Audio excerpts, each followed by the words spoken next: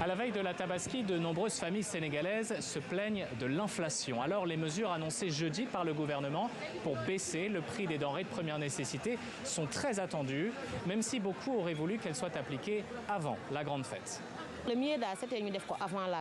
mieux, c'était qu'on le fasse avant la fête de la Tabaski, parce qu'après la fête, ça n'a pas de sens. On aurait pu faire les courses tranquillement, avec la tête reposée, mais actuellement, tout est cher. C'est vraiment très cher.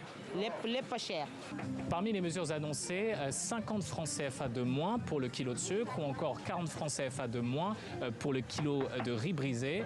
Pour les financer, l'État sénégalais va renoncer à certaines recettes douanières, mais il faudra que ces baisses soient répercutées dans tout le circuit de distribution. Les commerçants, en tout cas, se disent prêts à jouer le jeu. Si on fixe la date, il n'y a pas de problème. On va s'adapter aux nouvelles mesures, parce qu'on est des patriotes.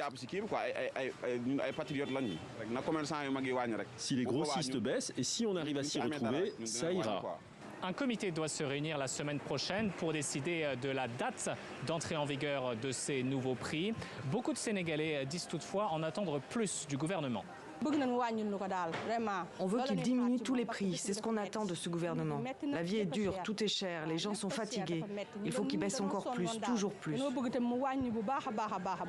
Le Sénégal a fait des efforts ces dernières années pour atteindre l'autosuffisance alimentaire, mais reste très dépendant des importations. En 2023, les importations de blé, de riz, d'huile et de sucre ont dépassé les 1000 milliards de francs CFA, soit un peu plus d'1,5 milliard d'euros.